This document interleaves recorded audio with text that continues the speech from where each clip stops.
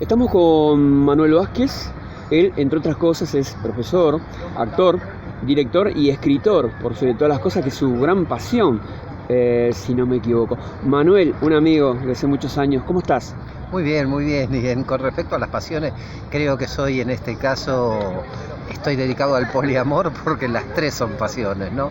Tanto la enseñanza como la escritura como la actuación, ¿no? Todo me gusta. Bueno, me parece muy bien que disfrutes a tu manera, bueno, esas distintas pasiones, como bien decís. Manuel, me quería referir en este caso a lo que fue el primer libro. Y bueno, por suerte, bueno, justamente tuvo sus pequeños hijos, las consecuencias del mismo, de mitos y leyendas de Pilar. Contale a la gente, por favor, cómo nació la idea en un principio, que finalmente se terminó plasmando, ¿no?, en aquel primer libro, repito, de mitos y leyendas de Pilar. Bueno, Pilar, como todos los pueblos, como todas las comunidades, tienen una pequeña historia, además de la gran historia que forma de la parte de la historia nacional, digamos. Por ejemplo, la del Tratado de Pilar, Por ejemplo, etcétera. la del Tratado de Pilar, su participación en eso. Tienen estas pequeñas historias de personajes, de hechos no comprobables, que vienen transmitiéndose de generación en generación, Sí, con sí. los cambios, con las alteraciones, con los agregados, que toda transmisión oral hace, ¿no?, en un texto. Claro. Así que a mí siempre me interesaron estas historias porque me parecían que era importante, porque hablan de nuestra identidad como pilarenses, hecho que estamos empeñados en recuperar. Y por esta razón, desde chico, escuchaba estas historias más o menos verdaderas que supuestamente habían sucedido en Pilar, en los alrededores. Así que comencé a coleccionarlas, por así decir, hasta que un periódico de acá me convidaron a publicarlas y comenzaron a salir en una columna una vez por semana. Y luego, bueno, los propietarios del mismo periódico me invitaron a transformarlas en un libro, Mitos y Leyendas de Pilar. Y ese es el origen del libro, que en realidad nunca pensé que podía tener la repercusión que ha tenido y que sigue teniendo, ¿no?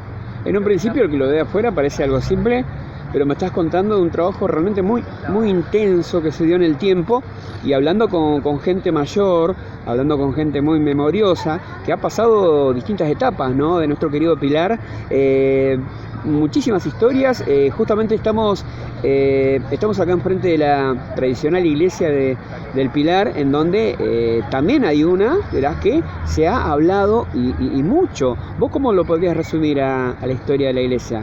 Bueno, esto también es un mito, ¿no? O sea, no hay una comprobación histórica, ¿no? Claro. La historia esta que viene transmitiendo, que durante muchos años no estuvo, digamos que se mantenía en secreto, porque se habían, digamos, habían acordado entre determinado grupo de gente en no hacerla pública, porque no convenía a cierta gente ni a la iglesia misma. Sí, sí. La historia habla de que en la torre de la iglesia, la que no tiene reloj, es una torre donde supuestamente hace muchos años, en esa torre desde hace muchos años, hay un fantasma.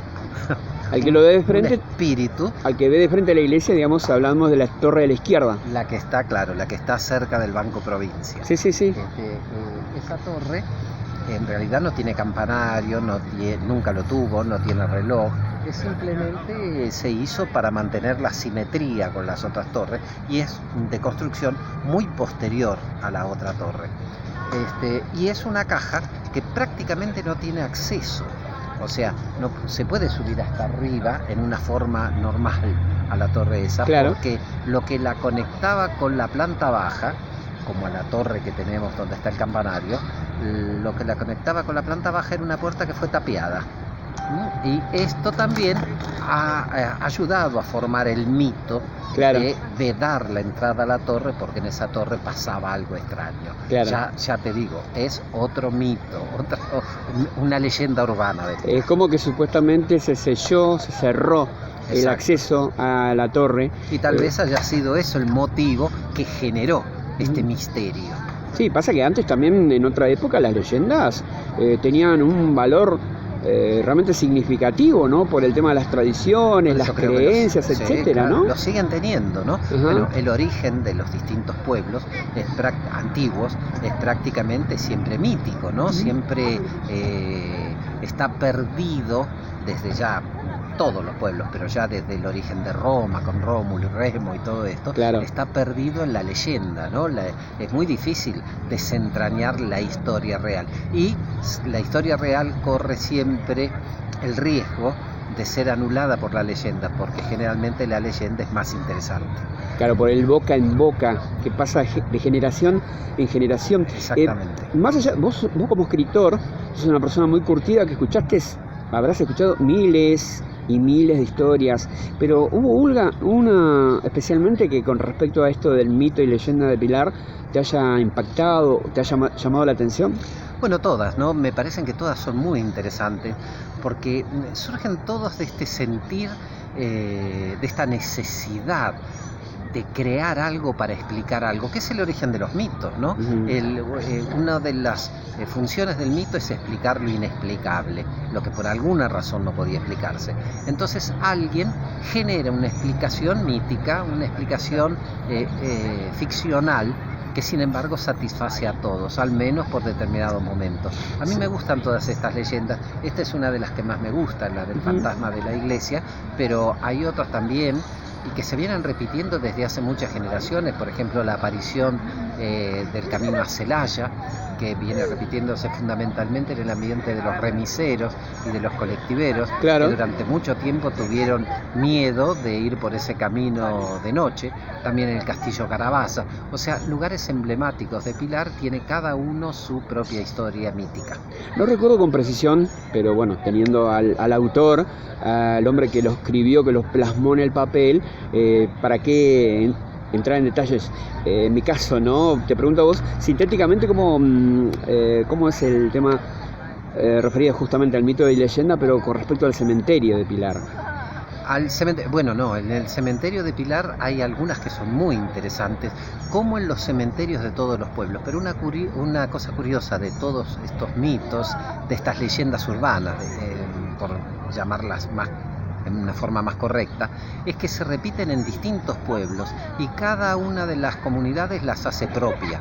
O sea, las mismas historias que se cuentan sobre el cementerio de Pilar, algunos las encontrarán en el cementerio de Capilla, en el de Zárate o tal vez en algún cementerio de Salta, sí. Pero son exactamente las mismas. Lo que sucede que acá en Pilar, a través de los años, no sé si para darle más verosimilitud, que es un truco que muchas veces usan los escritores, se los nombra con nombre y apellidos a los protagonistas de esas historias. Claro. Pero como son protagonistas que han vivido hace muchos años, es muy difícil comprobar si eso es cierto o no. Por ejemplo, en la de Pilar, acá del cementerio, habla de un muchacho que de un susto falleció a causa de un paro cardíaco en el interior del cementerio, ¿no? Claro. Tras jugar una apuesta.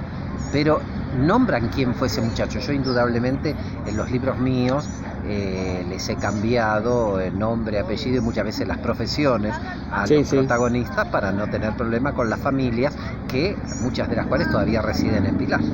¿Te sorprendió el éxito que tuvo tu libro, Manuel, con respecto a mitos y leyendas de Pilar? Máxime, sabemos muy bien que la literatura, lamentablemente, ¿no?, en líneas generales, más en nuestro país, con el tema de la crisis económica, etcétera, no está pasando un buen momento, ¿no? Sí, pero yo creo que siempre el amante de la lectura saca un pesito, pone un pesito aparte para comprar un libro. Y prueba de ello es, nosotros por ejemplo estamos acá en la Plaza de Pilar. En la Plaza de Pilar hay un puesto, entre los puestos de artesanía, hay un puesto que tienen los autores locales, que tenemos los autores locales. Claro. Y todos los fines de semana estamos aquí, los mismos autores, vendiendo nuestros libros. Y no hay fin de semana, no hay día en que no se arme el puesto que no se vendan libros. Esto habla muy bien de nuestro pueblo. Claro, no, totalmente. Bueno, en realidad, si empezamos a nombrar ejemplos, distintos casos que aparecen en el libro Mitos y Leyendas de Pilar, bueno, tendríamos que hacer una charla de horas, me parece, porque es un tema apasionante. Pero bueno, te agradezco muchísimo, Manuel, como siempre, la deferencia que siempre tenés para conmigo. Nos conocemos hace mucho tiempo, hay un de mi parte un respeto, así que te deseo lo mejor para vos y para toda tu familia, ¿eh? Bueno, muchas gracias a vos y sabés que te aprecio muchísimo también. Saludos por favor para la primera dama, que cuando vea esto no quiero que nos critique porque... que en gran medida es responsable de esto, por si sin su paciencia, sin su impulso, sin su criterio, porque es la primera que lee todo lo que yo escribo, tal vez no hubiesen salido estas historias a la luz. Bueno, obviamente un saludo para ella también. Gracias, Manuel, lo mejor. Gracias.